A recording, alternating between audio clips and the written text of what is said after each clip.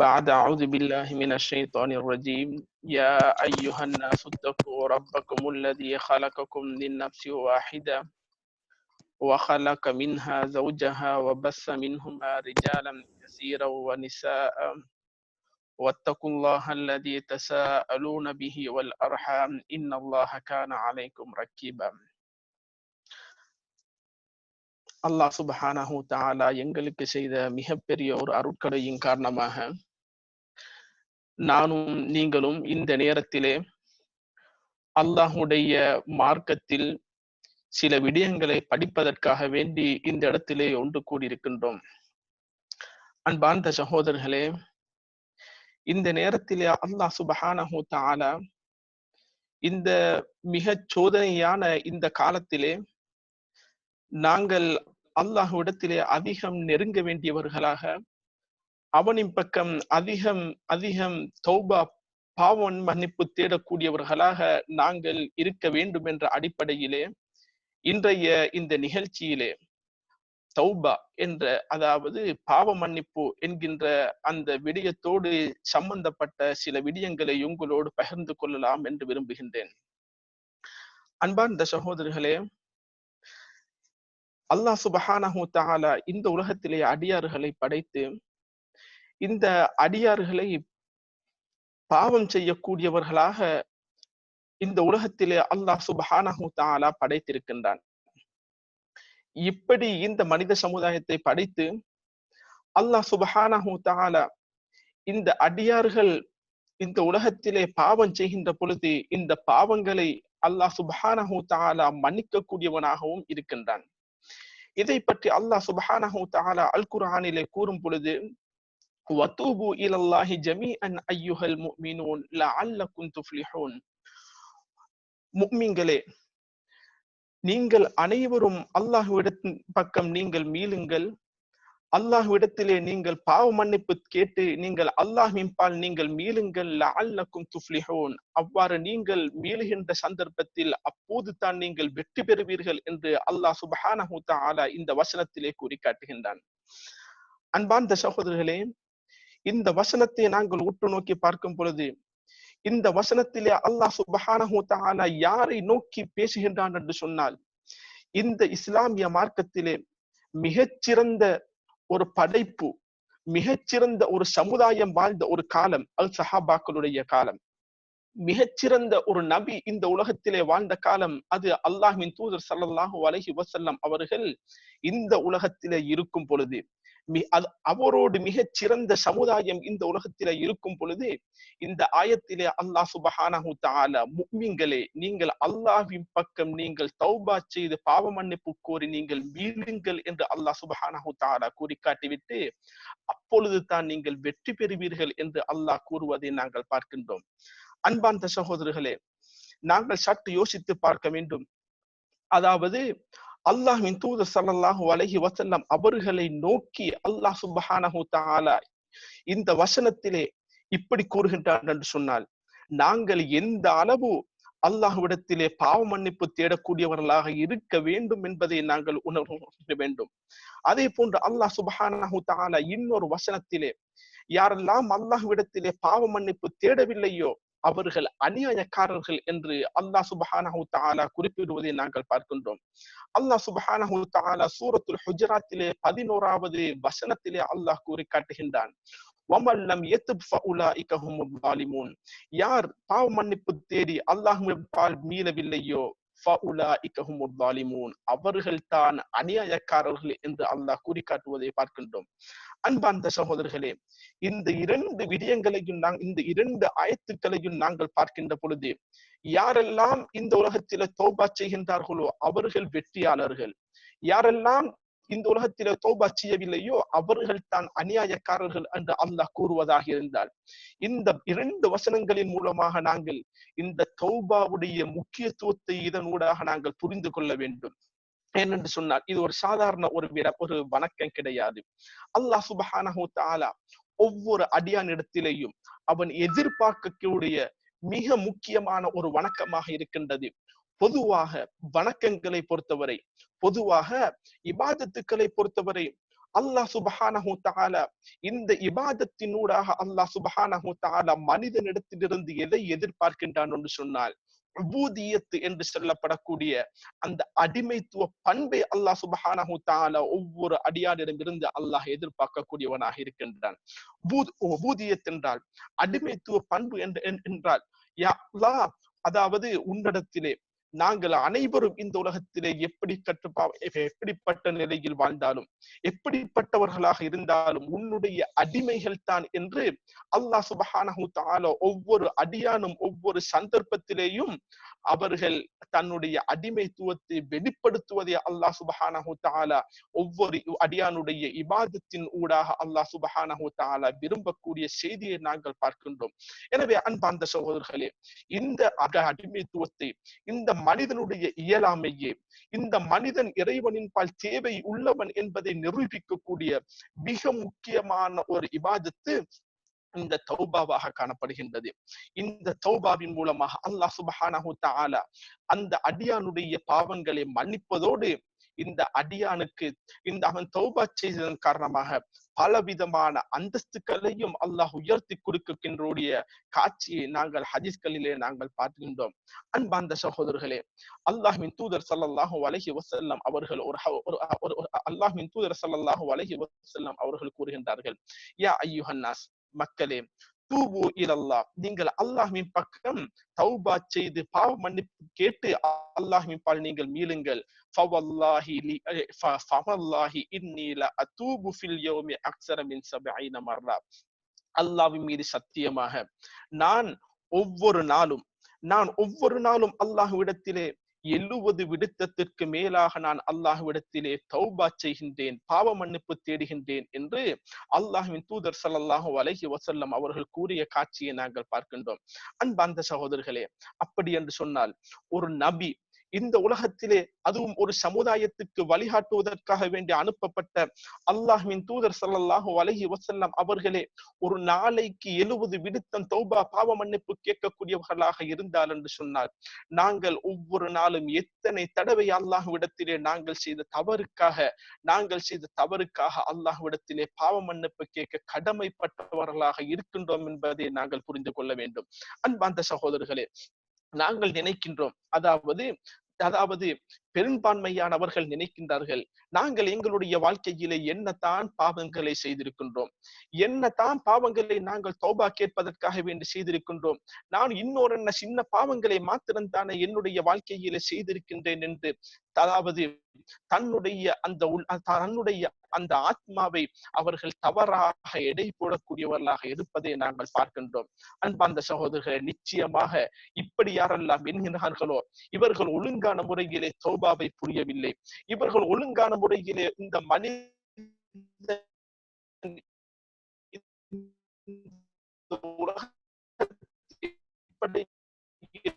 அமைத்துக் கொள்ள வேண்டும் என்று அதனால் இவர்கள் தோன்றுவது கிடையாது. அன்பார்ந்த சகோதரர்களே, பாவங்கள் என்று வருகின்ற பொழுது நாங்கள் எதற்காக என்று தௌபா செய்கின்றோம் என்று சொன்னால், நாங்கள் செய்த பாவங்களை அல்லாஹ்விடத்திலே அந்த பாவங்களிலே இருந்து மீளுவதற்காக வேண்டி அல்லாஹ்விடத்திலே தௌபா செய்கின்றோம். பாவங்கள் என்று வருகின்ற பொழுது களவெடுத்தலும், தினா செய்வதும், பொய் பேசுவதும், இன்னொரு கொலை செய்வது, இது போன்ற பாவங்கள் மாத்திரமல்ல பாவங்கள்.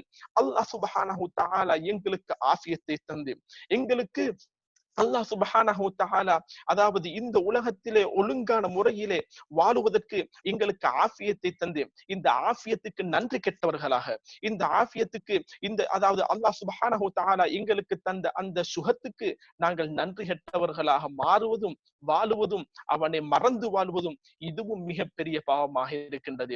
அல்லாஹ் சுப்ஹானஹு தஆலா எங்களுக்கு அருளிய ஒவ்வொரு நிஅமத்துக்கும் நாங்கள் நன்றி செலுத்துவதற்கு கடமைப்பட்டவர்கள் இருக்கின்றோம். அவ்வாறு இல்லை என்று சொன்னால் அதற்கும் நாங்கள் தௌபா செய்வதற்கு கடமைப்பட்டவர்களாக இருக்கின்றோம். அதே போன்று நாங்கள் எங்களுடைய ஓய்வு நேரங்களை நாங்கள் பிழையான முறையிலே கழிக்கின்றோம், வீணான முறையிலே கழிக்கின்றோம். இறைவனுக்கு பொருத்தமல்லாத முறையிலே வீணான முறையிலே கழிக்கும் பொழுது அதற்கும் நாங்கள் தௌபா செய்வதற்கு கடமைப்பட்டவர்களாக இருக்கின்றோம். அதே போன்று நாங்கள்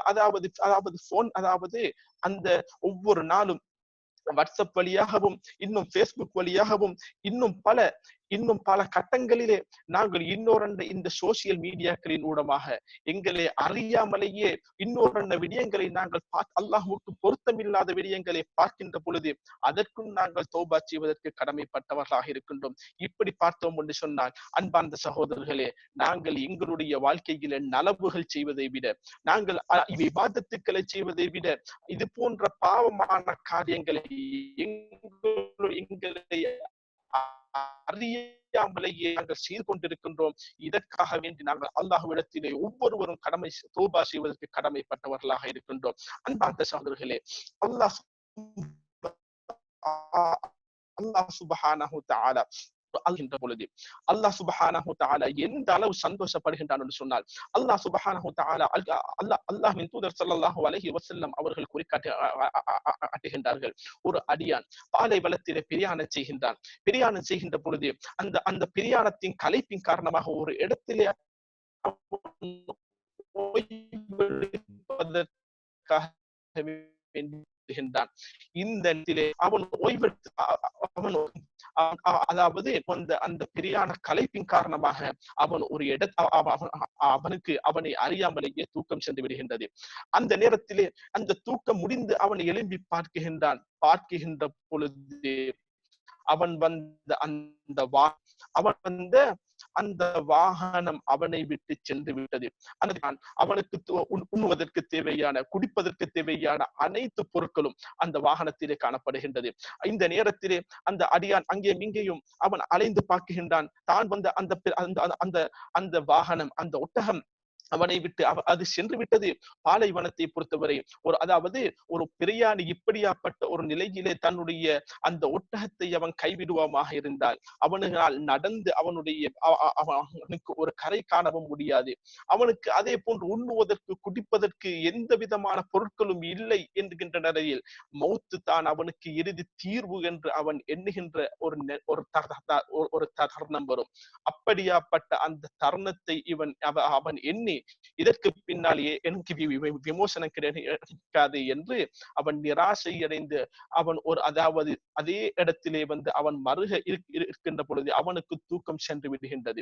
தூக்கம் சென்று விட்டதன் பின்னால் அதற்கு பின்னால் அவன் விரித்து பார்க்கின்ற பொழுது அவனுக்கு முன்னால் அந்த வாகனம் அந்த ஒட்டகம் இருந்தால் அவனுக்கு அந்த நேரத்திலே எவ்வளவு சந்தோஷம் மிக்க ஒரு செய்தியாக அது இருக்குமோ, இதைவிட ஒரு அடியான், பாவம் செய்த ஒரு அடியான் அல்லாஹ்விடத்திலே தௌபா செய்து பாவ மன்னிப்பு கேட்கின்ற பொழுது இதைவிட அல்லாஹ் சுப்ஹானஹு தஆலா சந்தோஷப்படக்கூடியவனாக இருக்கின்றான் என்று அல்லாஹ்வின் தூதர் ஸல்லல்லாஹு அலைஹி வஸல்லம் அவர்கள் கூறி காட்டினார்கள். அன்பார்ந்த சகோதரர்களே, அல்லாஹ் சுப்ஹானஹு தஆலா இவ்வளவு எம்மோடு இரக்கம் மிக்கவனாக இருக்கின்றான். தௌபாவுக்கு அல்லாஹ் சுப்ஹானஹு தஆலா இவ்வளவு விருப்பம் கொண்டவனாக, அனைவரும் தன்னிடத்திலே தௌபா செய்து மீள வேண்டும் என்று அல்லாஹ் சுப்ஹானஹு தஆலா அதிகம் விரும்பக்கூடியவனாக இருக்கின்றான் என்கின்ற செய்தியை பார்க்கின்றோம். அதே போன்ற அன்பார்ந்த சகோதரர்களே, ஒரு முஃமினை பொறுத்தவரை இந்த உலகத்திலே அவன் எப்படியாப்பட்ட நிலையில் ஒரு பாவத்தை அவன் செய்தாலும், எப்படியாப்பட்ட நிலையிலே அவன் ஒரு பாவத்தை செய்தாலும் அந்த பாவத்தில் அவன் தொடர்ந்திருக்க மாட்டான். அந்த பாவத்தை அவன் செய்கின்ற பொழுது அவன் பாவத்தை செய்கின்ற பொழுது அந்த பாவம் பற்றிய ஒரு உருக்குதல் அவனுடைய மனதிலே இருந்து கொண்டே இருக்கும் என்பதை நாங்கள் பார்க்கின்றோம். அன்பார்ந்த சகோதரர்களே, கட்டாயமாக நாங்கள் விளங்கி வைக்க வேண்டும். ஒரு முஸ்லிமுக்கும் ஒரு முஃமினுக்கும் மத்தியில் வித்தியாசம் இருக்கின்றது. ஒரு முஸ்லிம் என்று சொன்னால் யாரெல்லாம் கலிமா சொல்லி இஸ்லாத்தை யாரெல்லாம் ஏற்றுக்கொள்கின்றார்களோ அவர்களுக்கு முஸ்லிம் என்று சொல்லப்படும். கட்டுப்பட்டவன், இஸ்லாத்தை ஏற்றுக்கொண்டவன் என்ற அடிப்படையிலே இந்த வாசகம் பிரயோகிக்கப்படுகின்றது. ஆனால் முஃமின் என்ற வாசகத்தை பொறுத்தவரையில், முஃமின் என்ற அந்த சொல்லை பொறுத்தவரையில் யாரெல்லாம் உண்மையான முறையிலே அல்லாஹ்வையும் அல்லாஹ்வுடைய தூதரையும் ஒழுங்கான முறையிலே ஈமான் கொள்ள வேண்டிய முறையில் யார் ஈமான் கொள்கின்றார்களோ அவர்களுக்கு மாத்திரம்தான் இந்த முஃமின் என்று அந்த வாசகம் பிரயோகிக்கப்படுவதை நாங்கள் பார்க்கின்றோம். எல்லா முஃமின்களும் முஸ்லிம்களாக இருப்பார்கள், ஆனால் எல்லா முஸ்லிம்களும் முஃமினாக இருக்க முடியாது. என்பதை நாங்கள் விளங்கிக் கொள்ள வேண்டும். எனவே தான் அல்லாஹ் சுப்ஹானஹு வ தஆலா அல் குர்ஆனிலே கூறும் பொழுது காலத்தில் அராபு ஆமன்னா, அதாவது அதாவது அதாவது அரபிகளின் ஒரு கூட்டம் அல்லாஹ்வின் தூதரிடத்திலே வந்து, யா ரசூலல்லாஹ், நாங்கள் இஸ்லாத்தை நாங்கள் காலத்தில் அராபு ஆமன்னா, அல்லாஹ்வை நாங்கள் அதாவது ஈமான் கொண்டு விட்டோம் என்று அந்த அரேபிகளில் ஒரு சிலர் கூட்டம் வந்து அல்லாஹ்விடத்திலே சொல்ல பொழுது, அல்லாஹ் சுப்ஹானஹு வ தஆலா இதற்கு மறுப்பளிக்கும் முகமாக அல்லாஹ் சுப்ஹானஹு வ தஆலா கூறுகின்றார், அதாவது நீங்கள் அவ்வாறு கூற வேண்டாம், நாங்கள் இஸ்லாத்தை ஏற்றுக்கொண்டோம் என்று, நாங்கள் முஸ்லிமாகி விட்டோம் என்று கூறுங்கள், ஈமான் கொண்டோம் என்று கூற வேண்டாம் என்று அல்லாஹ் சுப்ஹானஹு வ தஆலா கூறுவதை நாங்கள் பார்க்கின்றோம். எனவே அன்பார்ந்த சகோதரர்களே, ஒவ்வொருவரும் நாங்கள் இந்த உலகத்திலே வாழும் பொழுது உண்மையான முஃமின்களாக நாங்கள் இந்த உலகத்திலே வாழ்வதற்கு நாங்கள் முயற்சிக்க வேண்டும். முஸ்லிம்களாக மாத்திரமல்ல, உண்மையான முறையிலே அல்லாஹ்வை எந்த அடிப்படையிலே ஈமான் கொள்ள வேண்டுமோ அந்த அடிப்படையிலே ஈமான் கொண்டு நாங்கள் வாழுகின்ற பொழுது நிச்சயமாக நாங்கள் ஒரு தவறை விடுவோமாக இருந்தால் அந்த நேரத்திலே அதாவது அந்த தவறை பற்றிய ஒரு அச்சம், அந்த தவறை பற்றிய ஒரு பயம் எங்களிடத்திலே ஏற்படுமாக இருந்தால் அப்போதுதான் எங்களிடத்திலே ஈமான் இருக்கின்றது என்பதை நாங்கள் புரிந்து கொள்ள வேண்டும். அன்பார்ந்த சகோதரர்களே, அல்லாஹ் சுப்ஹானஹு வ தஆலா இந்த தௌபாவை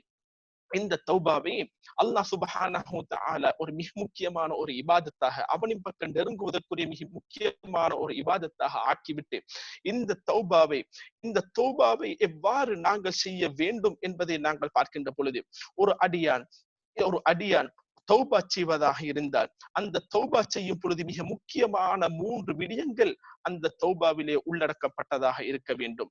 முதலாவது விடயம் என்னவென்று சொன்னால், அவன் ஒரு பாவத்தை செய்துவிட்டு அதற்கு அவன் தௌபா செய்கின்றான் என்று சொன்னால் நிச்சயமாக அவன் இந்த தௌபா செய்கின்ற பொழுது அவன் எந்த பாவத்தை இந்த உலகத்திலே அவன் செய்தானோ அந்த செய்த விடயத்துக்காக வேண்டி அவன் கட்டாயம் அந்த செய்த விடயத்தை நினைத்து அவன் கை செய்தப்பட வேண்டும். அதற்காக வேண்டி வருந்த வேண்டும், யா அல்லாஹ், நான் இப்படியாப்பட்ட ஒரு பாவத்தை நான் இந்த உலகத்திலே செய்து விட்டேனே, நான் இப்படியாப்பட்ட செயலை உனக்கு மாற்றமாக நீ விரும்பாத ஒரு செயலை நான் செய்து விட்டேனே என்று ஒவ்வொரு அடியானும் தௌபா செய்வதற்கு முன்னால் அவன் கை செய்தப்படக்கூடியவனாக இருக்க வேண்டும். இது முதலாவது விடயம் என்பதை புரிந்து கொள்ள வேண்டும். இரண்டாவது விடயம் என்னவென்று சொன்னால், ஒரு அடியான் தௌபா செய்து விட்டான், அதாவது செய்யும் பொழுது அவன் ஒரு பாவத்தை செய்துவிட்டு அவன் தௌபா செய்கின்ற பொழுது அவன் இரண்டாவதாக அவன் கடைபிடிக்க வேண்டிய மிக முக்கியமான விடயம், அதே பாவத்தை அவன் தொடர்ந்து செய்து கொண்டு அவனுக்கு அல்லாஹ்விடத்திலே தௌபா கேட்பதற்கு முடியாது. அதற்கு மாற்றமாக அந்த செய்கின்ற அந்த பாவத்தை விட்டு அவன் கட்டாயம் அவன் கலர வேண்டும். மூன்றாவதாக நான் இதற்கு பின்னால் எதிர்காலத்திலே இப்படிப்பட்ட ஒரு பாவத்தை செய்ய மாட்டேன் என்று அவன் உறுதி கொள்ள வேண்டும். இந்த 3 விடயங்களை கொண்டு தௌபா இருக்குமாக இருந்தால் அதுதான் அல்லாஹ்விடத்தில் ஏற்றுக்கொள்ளப்படக்கூடிய தௌபாவாக இருக்க போகின்றது என்பதை நாம் எல்லாம் புரிந்து கொள்ள வேண்டும். எனவே அன்பார்ந்த சகோதரர்களே, தௌபா செய்கின்ற பொழுது ஒவ்வொரு அடியானும் இந்த 3 அம்சங்களையும் கருத்தில் கொள்ள வேண்டும் என்பதை நாங்கள் புரிந்து கொள்ள வேண்டும். எனவே அன்பார்ந்த சகோதரர்களே, அதே போன்று அல்லாஹ்வின் தூதர் ஸல்லல்லாஹு அலைஹி வஸல்லம் அவர்கள் தௌபா செய்வதோடு பல கட்டங்களிலே அவர்கள் இஸ்திக்ஃபாரையும் வலியுறுத்தக்கூடியவர்களாக இருப்பதை நாங்கள் பார்க்கின்றோம். தௌபாவுக்கும் இஸ்திக்ஃபாருக்கும் மத்தியில் என்ன வித்தியாசம் என்று சொன்னால், இந்த 3 அம்சங்களையும் உள்ளடக்கியதாக காணப்பட்டால் அது தௌபாவாக காணப்படுகின்றது. அதாவது ஒரு பாவத்தை செய்துவிட்டு அதற்காக கை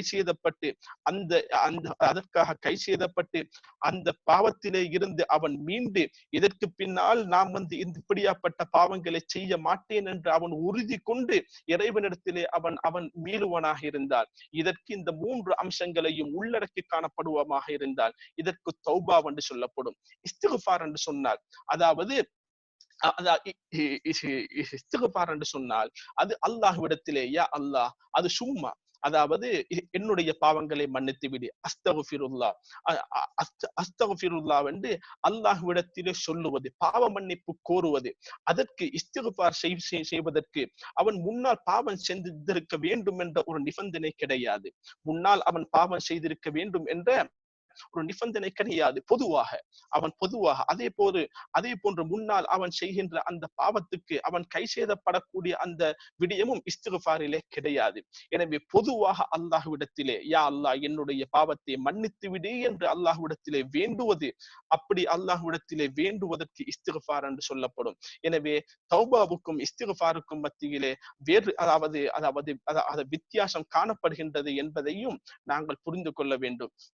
எனவே அன்பார்ந்த சகோதரர்களே, நாங்கள் இந்த வணக்கத்தை ஒவ்வொரு நாளும் அல்லாஹ்விடத்திலே நாங்கள் எவ்வாறு தொழுகின்றோமோ, எவ்வாறு நாங்கள் குர்ஆன் ஓதுகின்றோமோ, அவ்வாறு நாங்கள் ஒவ்வொரு நாளும் எங்களுடைய வாழ்க்கையில் கடைபிடிக்க வேண்டிய மிக முக்கியமான ஒரு இபாதத்தாக இந்த இபாதத்து காணப்படுகின்றது.